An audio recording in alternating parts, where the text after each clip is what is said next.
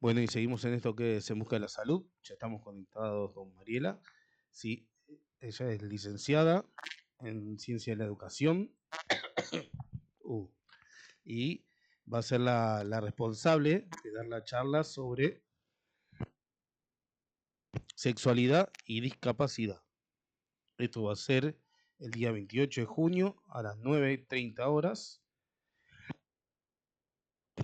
en el Galpón Municipal.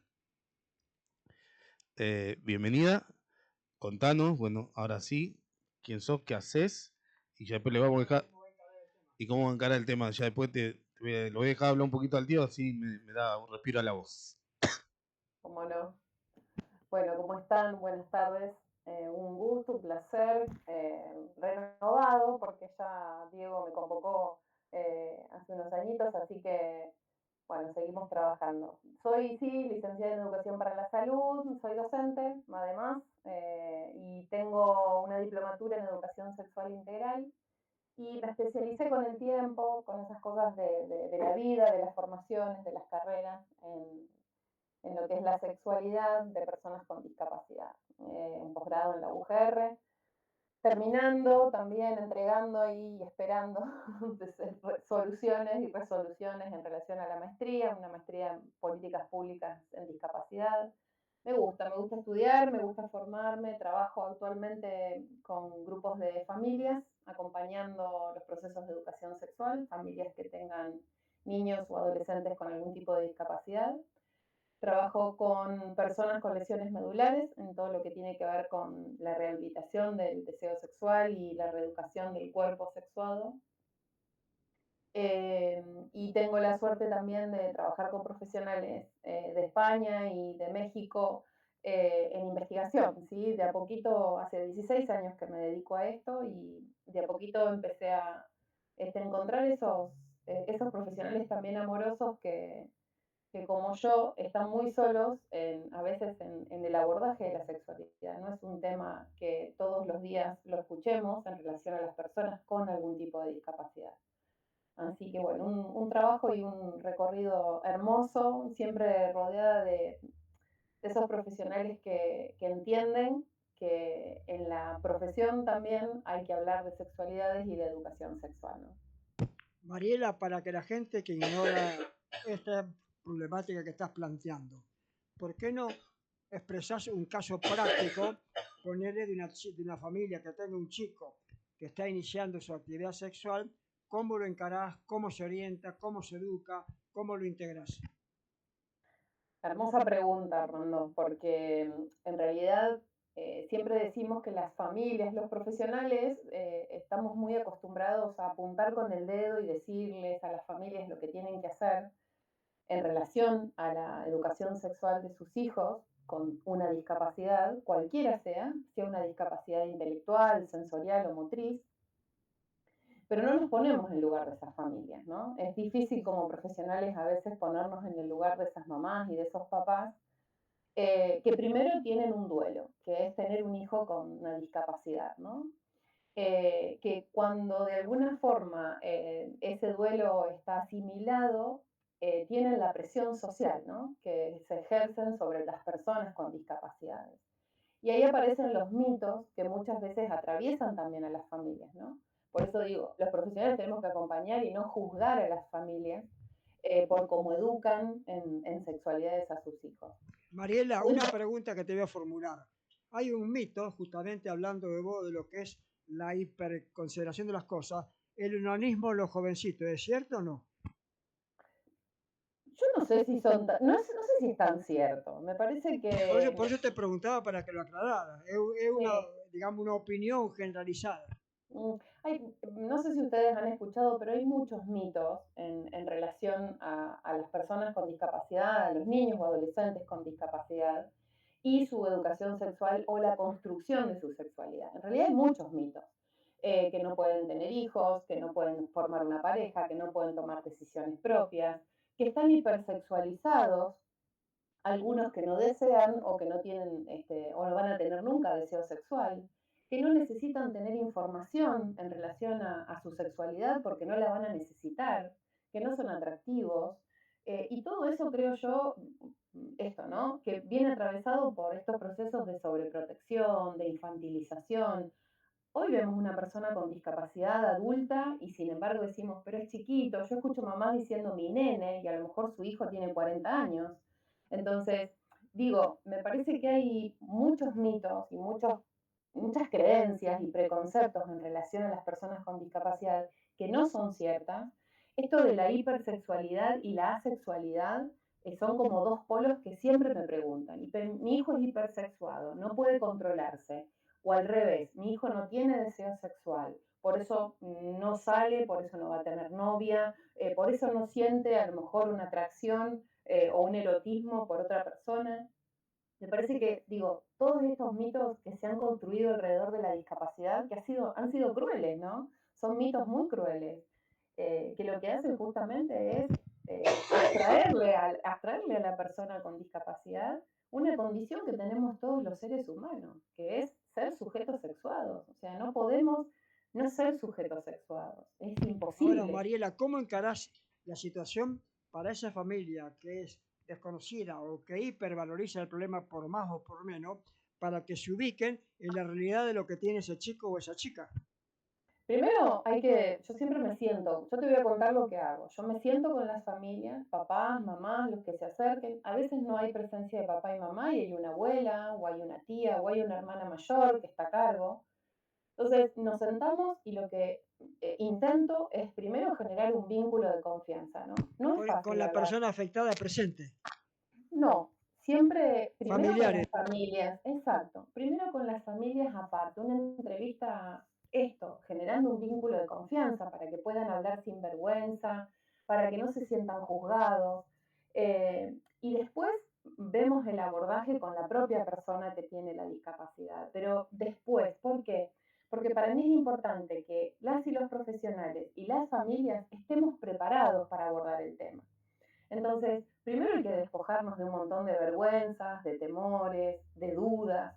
Por eso, esto de yo charlo con las familias, hablamos, ponemos sobre la mesa la palabra, que muchas veces no sucede. O sea, de esto no se habla, esto se oculta, esto se niega. Si vos Entonces, fijate que para ciertas palabras es el cosito, la cosita, porque tal cual. no dan la palabra adecuada, en vez de hablar en forma adulta. Exacto. Bueno, eso es lo que yo decía antes, ¿no? Esto de infantilizar a la persona con discapacidad, ¿no? Si lo hacemos yo entre comillas lo digo, pero siempre digo entre comillas, si lo hacemos con un niño o con una niña normal, imagínense lo que sucede cuando ese niño o esa niña tiene una condición de discapacidad, ¿no? A veces hace que justamente estemos más receptivos a generar, no sé, dudas o a generar vergüenza, a evitar el tema. Hay familias que me dicen, mi hijo ya es adulto y jamás en mi casa se habló de esto. O al contrario, tenés otras familias que dicen, sí, lo hablamos como pudimos, porque estuvimos solos, ningún profesional nos acompañó. Entonces, hicimos lo que pudimos con lo que sabíamos, ¿no? Sobre todo en los varones con discapacidad, que muchas veces las familias preguntan acerca de este debut sexual, si tiene que existir o no, si es correcto o no, si se sugiere o no. Pero hay que sentarse como profesionales, nos tenemos que sentar a charlar con las familias, tenemos que poder conversar y dar espacios para poder hablar. Creo que esta charla que tenemos pensada para el sábado 28 de junio tiene que ver con eso, ¿no?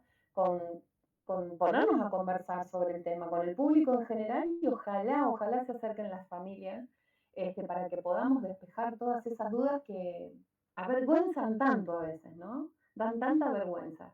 Poder Esa charla preguntar que tenés esto proyectada, Mariela, es para los familiares, no para los chicos que tengan problemas. es para el público en general.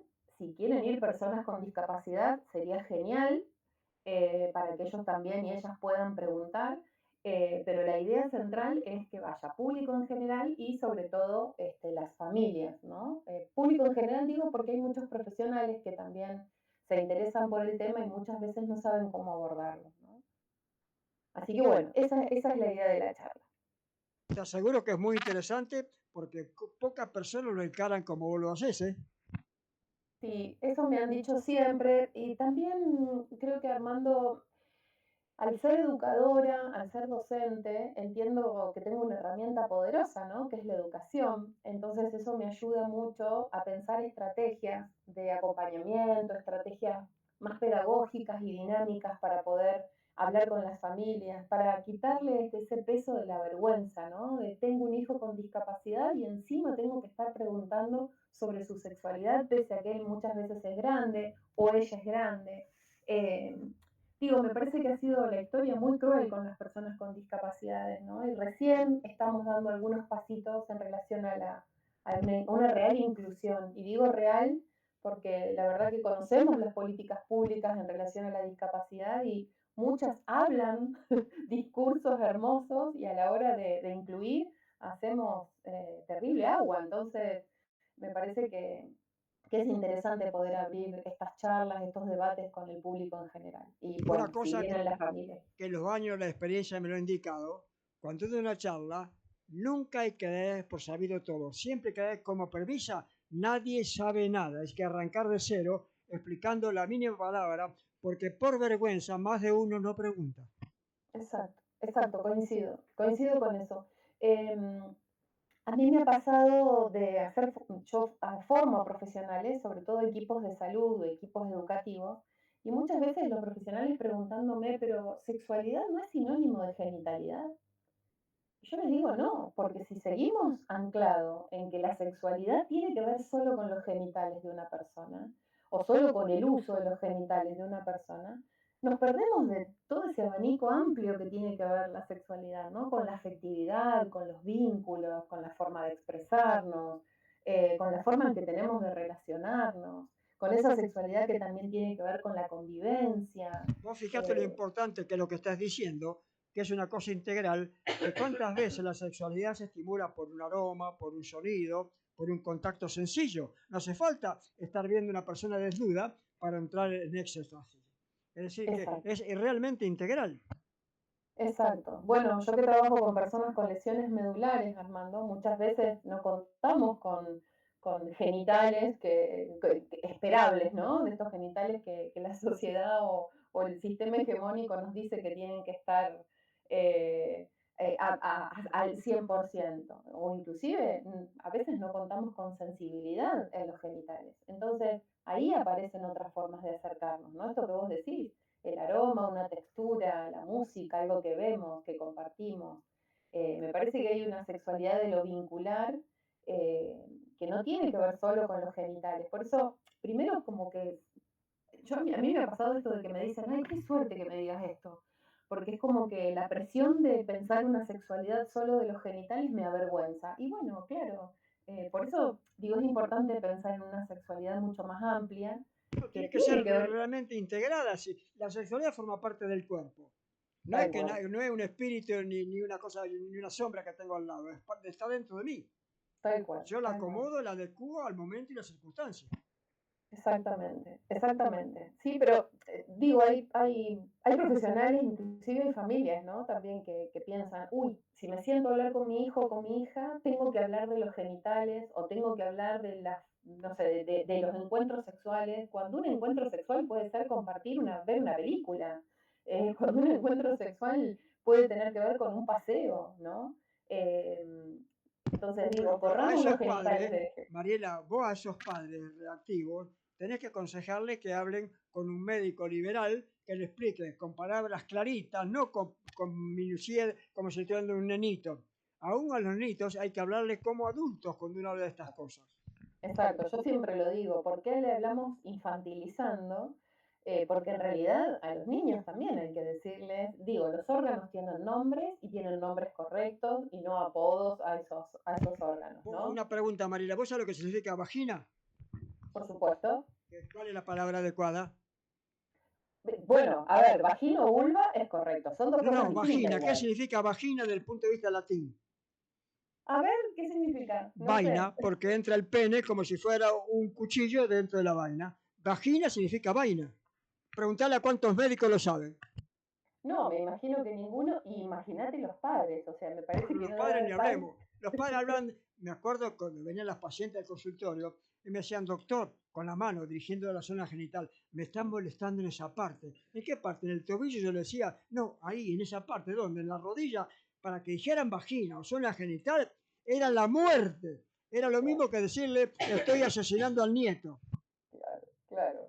Bueno, pero yo creo que también los genitales hacen que cuando aparecen la palabra, no sé, vagina, vulva, pene, aparecen los fantasmas, ¿no? Los fantasmas de inclusive algunas crianzas desde el silencio, desde eso no se dice, o sea, o de eso no es correcto, por eso le decimos eso, ahí abajo, o la zona íntima, pero a ver, digo, hay estas palabras que decimos. Bueno, eso ocurre con la gente ya de adulta, porque ya los chicos y chicas actuales, ya la cosa cambió bastante, ¿eh?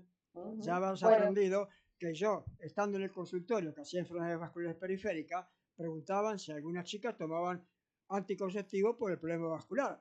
La respuesta era, por supuesto, doctor, ya daban por sentado que la relación sexual a los 14, 15, 16, 17 años ya forma parte de lo habitual.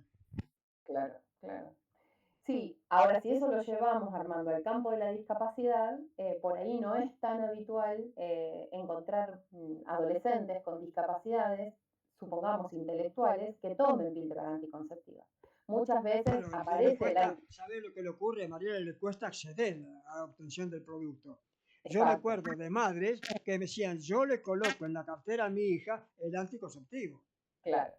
Bueno, en la discapacidad se ve mucho eso, ¿no? Las familias decidiendo algún método de prevención o algún método de anticoncepción, pero muchas veces la persona o la mujer, en este caso con discapacidad, no se entera mucho de qué se trata, sobre todo en discapacidad intelectual. O sea, hay como un abuso, digo No, yo, hay ahí. limitaciones, como no entienden muchas veces lo que estás hablando, menos vas a entender algo específico como el sexo.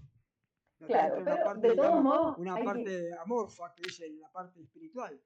de todos modos hay que insistir, ¿no? Creo que por eso digo yo que ahí tenemos una herramienta que es la educación sexual, olvidarnos de la discapacidad y poder acceder con, bueno, con diferentes formas. Me parece que yo trabajo en centros de día con personas con discapacidad intelectual y se busca la manera de que comprendan, ¿no? Con sistemas de apoyo, muchas veces con ilustraciones, con imágenes, con videos, o sea, podemos hoy adaptar el contenido o el conocimiento para que ellas y ellos también puedan empezar a entender por qué se tienen que cuidar, ¿no? Ante una relación sexual puede que no suceda, pero si sucede, es interesante que sepan por qué deben cuidarse, Sí, la ¿no? prevención.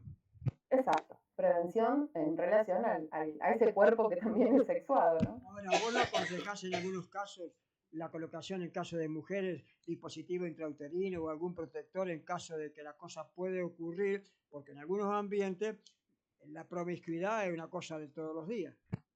Sí lo sugiero, pero siempre con consentimiento informado de la No, persona. no, eso seguro. Sí, sí. No, ¿sabes por qué lo digo, Armando? Porque en el 2025 sigue pasando, ¿eh? Que se decide sobre la persona con discapacidad y muchas veces no se informa sobre el método de prevención que se le está colocando. Entonces, uy, porque no va a entender, uy, porque yo soy el papá o la mamá y tengo su tutela, entonces yo decido. Esto es un tema bastante delicado, pero sigue sucediendo. Entonces, yo Vos sugiero insistís, métodos. ¿cómo lo encarás y cómo le insistís a ese familiar para que ocurra lo que debe ocurrir de forma correcta? Insisto, creo que vengo por la misma línea. Si no nos sentamos a hablar con las familias y llegamos a acuerdos, ¿no? Estos Sí, acuerdos tienen que ver con, convencerlos. sí, y convencer siempre con esto, lo que te decía, con acuerdos que podamos estar tranquilos ambos, de mi lado profesional y por un lado de ellos en el cuidado de sus hijos. ¿Y en Pero me alguna parece que circunstancia, debemos Mariela, has tenido reacciones negativas, agresivas? agresivas no, pero negativas sí, muchísimas veces, ¿no? ¿Y Negando qué el te dicen? No, eso no tema. lo puedo decir, no lo puedo hacer. ¿Qué te dicen? No voy a acceder al tema, mi hijo o mi hija no necesita saber, ellos no sienten deseo, son niños aún, y estamos hablando de personas adultas, ¿eh? Pero sí, sí, me ha pasado mucho, sobre todo de negación del tema, ¿no? Y después, cuando a lo mejor acceden a querer charlar sobre el tema, creen que a su hijo o a su hija no le va a suceder. O sea, que su hijo y su hija no van a tener en ningún momento la oportunidad de tener una pareja sexual, entonces niegan brindarle la información. Son los pocos, Armando, porque charlando y generando diálogo llegamos a muchísimos acuerdos y las familias aprenden un montón y la verdad que se relajan en esto de, bueno, tengo profesionales que me puedan Bueno, acompañar. Mariela, muchas veces tenés que tener la idea y dejarla que quede flotando, no inculcarla del todo. Entonces queda Tal flotando cual. y que después a la noche le maneja el cerebro y se le mete adentro como el mosquito. Sí, hay que ser estratégicos, digo yo. Son temas que generan mucha vergüenza. Entonces, bueno, es interesante poder plantear que quizás no están solos, ¿no? Que existen profesionales como yo que los acompañan, que no son decisiones que van a tomar en soledad y que, bueno, nada, me parece que eso les brinda confianza. Como vos decís, queda ahí, digamos, latente la posibilidad de que a lo mejor en algún momento accedan a querer más información y que va a repercutir, obviamente, en sus hijas o en sus hijos, ¿no? Bueno, vos le picás el boleto para que después venga el inspector y como vos le decís, deme el boleto y le enseñás más. Esa es la idea. Mari, ¿y qué opinás con el tema de la promiscuidad también con la gente que no es discapacitada? Y que el otro día hablábamos incluso con reincidencia en enfermedades de transmisión sexual por falta de cuidados, ¿no? Que vos también debes estar al tanto de todo ese tema. Sí. ¿Cómo se puede subsanar ese tema? ¿Sí? Y bueno, y también, o sea, por salud, ¿no? Eso.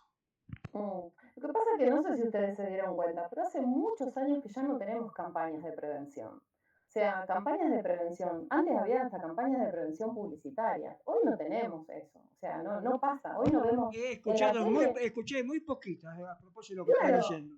en la tele, en la radio, no escuchamos, che, ante una relación sexual, coital, con penetración, porque en realidad hay que ser claros, no todas las relaciones sexuales son coitales, no todas las relaciones sexuales coitales son con penetración.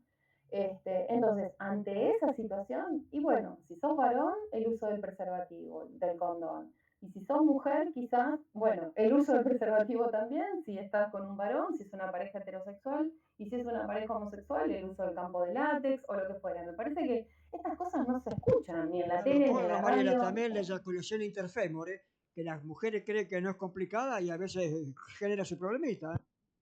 Claro, pero digo, nos falta información acerca de esto. O sea, si vos no vas a un médico, o qué sé yo, te haces un chequeo, a un médico que sientas confianza, o te haces un chequeo ginecológico y vos puedas preguntar, digamos que no hay, no tenemos. Antes, yo recuerdo mi adolescencia, teníamos hasta folletos, tengo 53 años yo, pero digo, en mi adolescencia teníamos folletos, vos escuchabas una propaganda, o sea, o veías.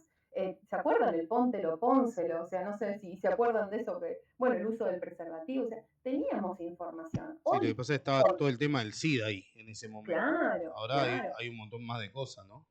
¿Dónde encontramos información ahora? En la Ley de Educación Sexual Integral, ¿no? Ahí sí En tenemos televisión, ni información. en el diario, ni en las revistas, en ningún lado.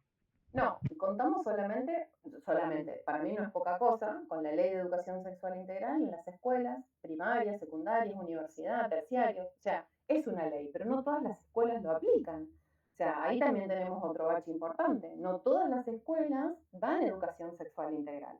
Entonces, ¿dónde buscan información los jóvenes? Yo siempre pregunto lo mismo. Si, no si en la escuela no encuentran información, si en sus casas no se la dan o no saben cómo dársela, si no tenemos políticas públicas que generen información sobre prevención de la salud sexual, estamos al horno. O sea, digo, ¿dónde buscan? Van a la pornografía y ahí piensan que van a recibir información y esa no es información fidedigna, eso es violento, ¿no? Fíjate qué interesante sería que en los celulares que hoy día forman parte integral de todo chico o chica, en ese lugar, en alguna parte destacada, enseñarle las prevenciones.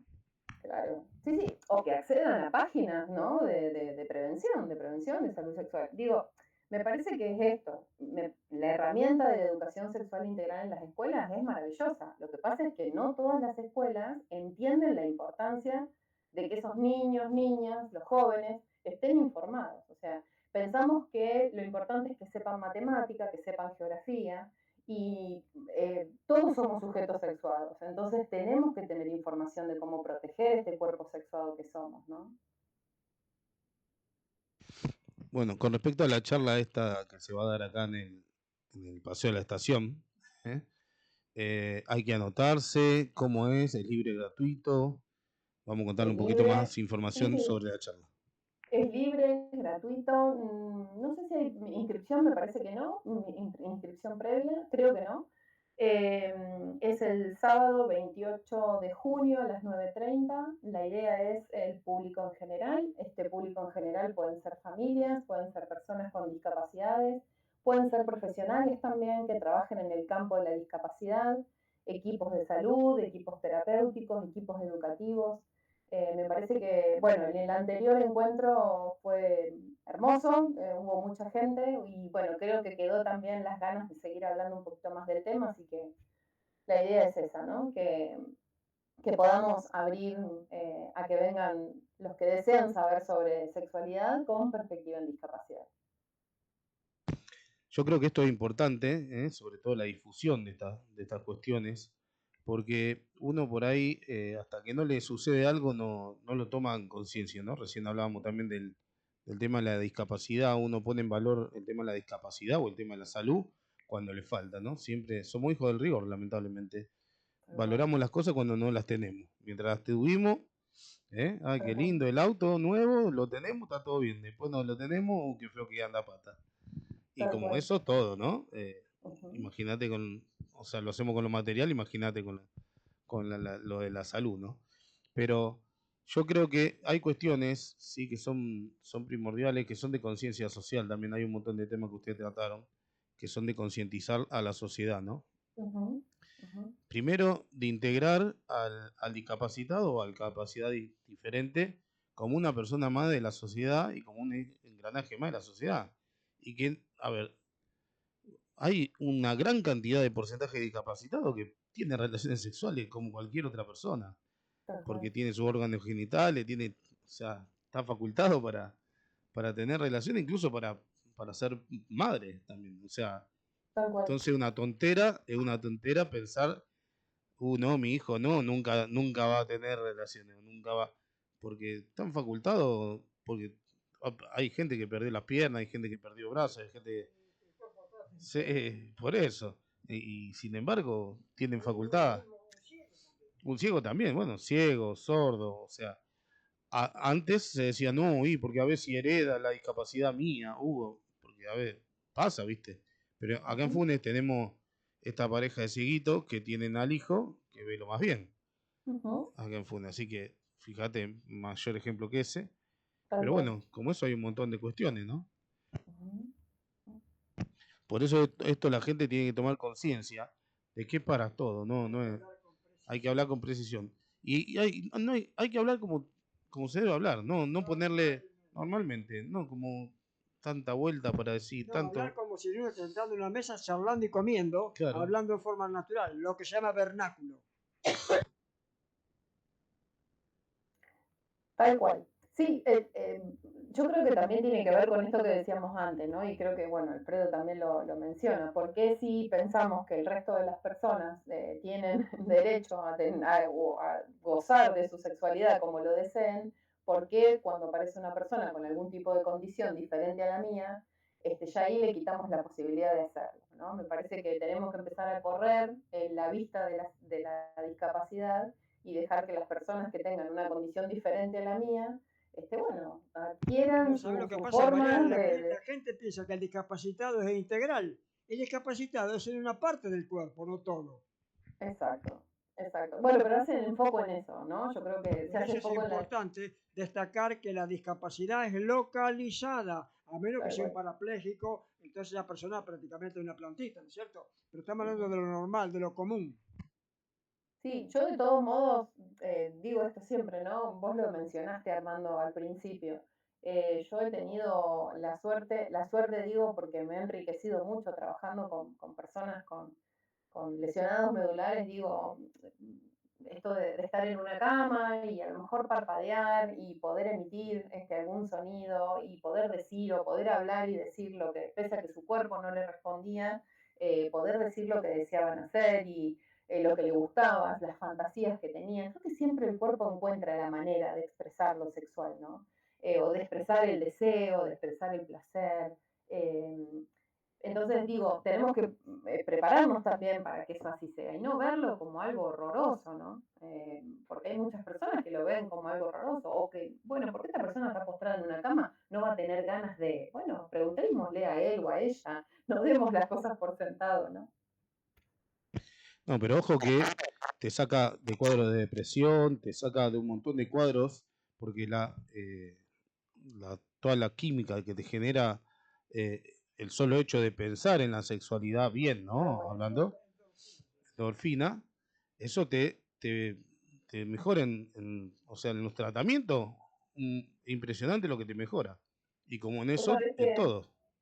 vos sabés, Alfredo, que nosotros en el 2018, 2019 hicimos unas entrevistas, tuvimos la suerte de trabajar con médicos rehabilitadores de Latinoamérica, hicimos entrevistas para después armar encuestas y le preguntábamos primero a los médicos rehabilitadores si, además de rehabilitar el cuerpo de esa persona, todas personas con lesiones medulares adquiridas, de accidentes de tránsito o de otro tipo de accidentes laborales, y le preguntábamos a los médicos rehabilitadores si habían brindado información antes de la externación del paciente, si habían brindado información sobre su salud sexual o sobre su sexualidad después de la lesión medular. Y los profesionales te decían que sí, que habían brindado información, que además de, suponete, el uso de su silla de ruedas para ser un ser autónomo, bla, bla, bla, bla, también habían brindado información acerca de esta nueva sexualidad, ¿no? Un cuerpo con lesión medular, tiene el registro de haber sido un cuerpo, entre comillas, normal, pero ahora iba a ser otro cuerpo, perfecto.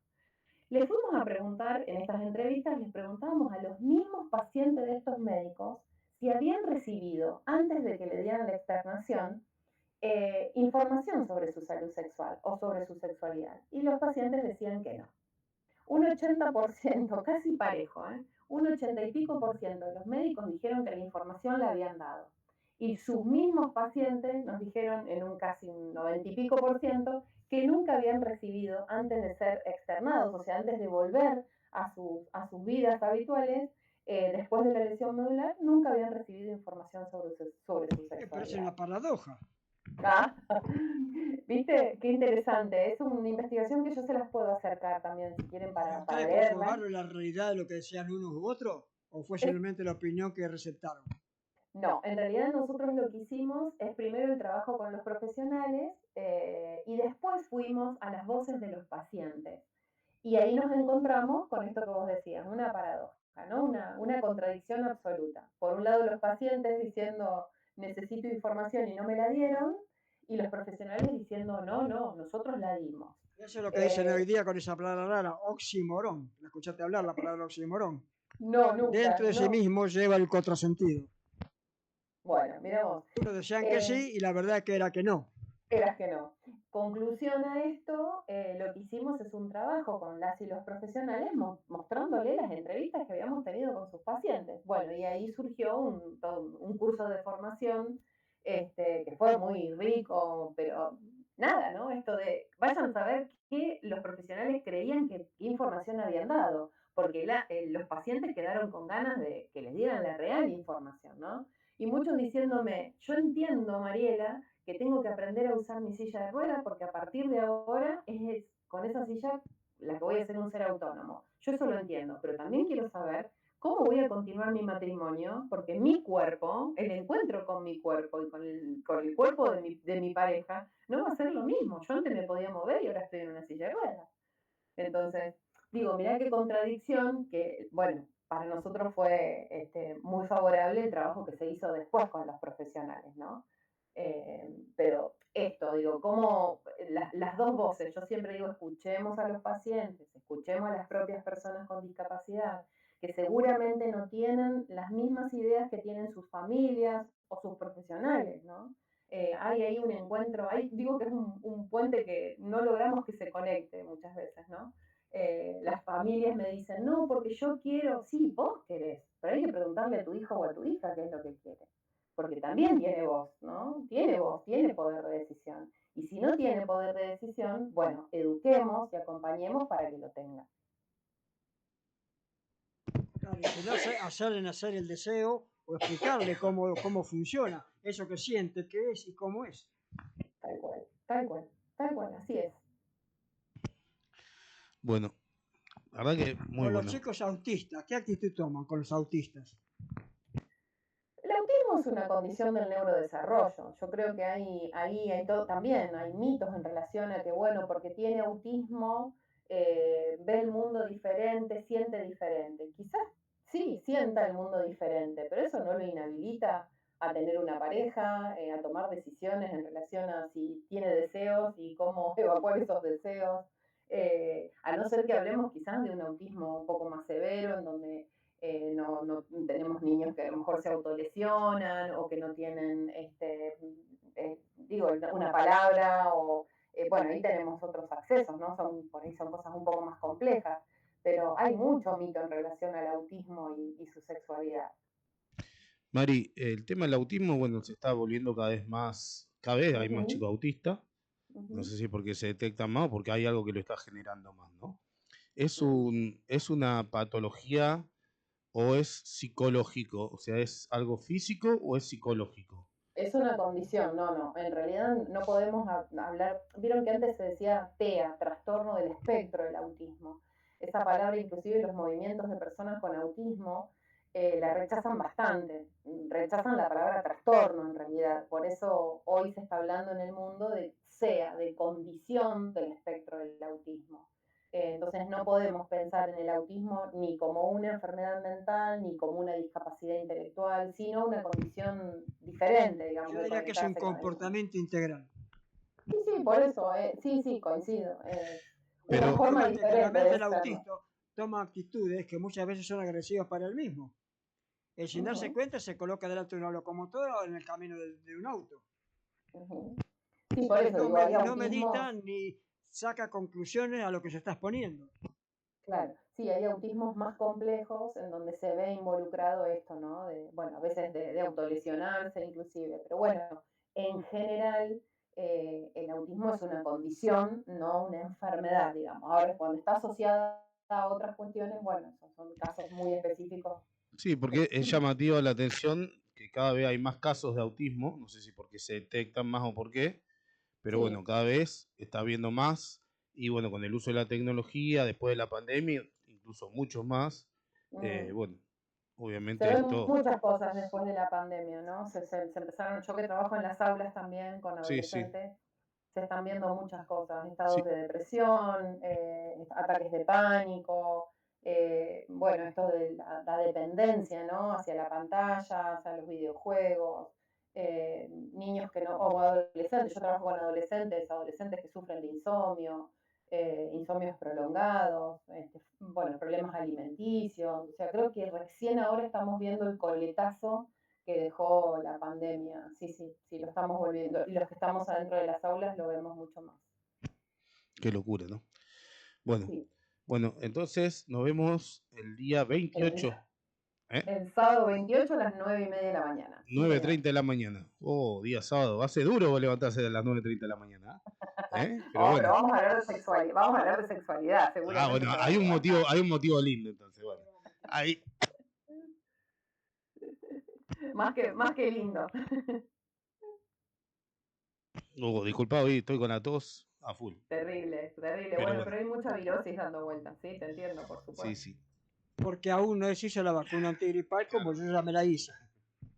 Muy bien, hay que hacérsela. Yo creo que está... Yo soy vacunador a muerte. Yo cuánta vacuna está volando por el aire me la pesco y la hago. Y entonces nunca tuve nada. Está muy bien. Voy a seguir el ejemplo del tío que mira, tiene 94 y mira cómo está. Impecable. Yo desde el COVID que no sabía que me ponía, viste, no me quise poner más, nada, pero bueno, después... No, pero este año vamos a estar complicado con la gripe. Sí. Mariela, la que hay que recomendar a la gente adulta, la Neumo 23, la antineumónica. Por la neumónica es un certificado de muerte. El adulto que no se hace una antineumónica está conspirando contra su propia vida. Las otras son relativas, pues digamos, se puede hacer opinable, pero contra la neumonía no hay alternativa. Tal cual, coincido plenamente. Sí. Y si pueden ponerse la de la gripe, están a tiempo todavía. Sí, hay que ponerla. Ahora me voy a vacunar. Salgo de acá, me cruzo el dispensario. Bueno, Mari, muchísimas gracias. Muy buena tu información. Hay que empezar a hablar con normalidad de sexualidad, ¿sí? Porque no es un tabú, no es mala palabra. Hay que amigarlo, ¿sí?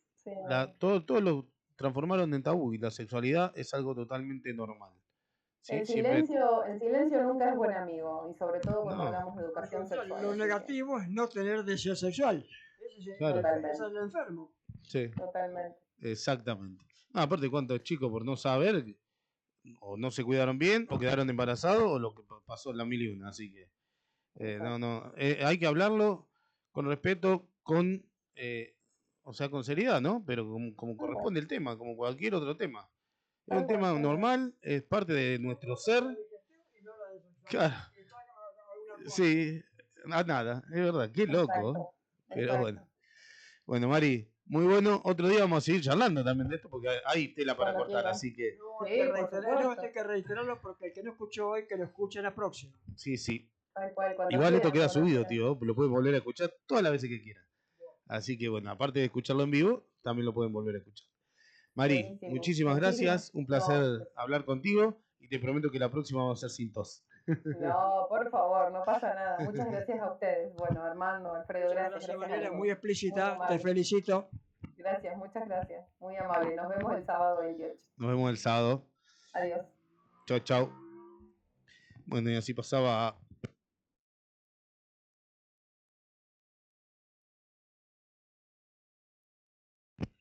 Así pasaba Mariela, hablando, licenciada de Educación de la Salud, En este caso, sexualidad. de sexualidad, que va a charlar el 28 acá en el Paseo de la Estación.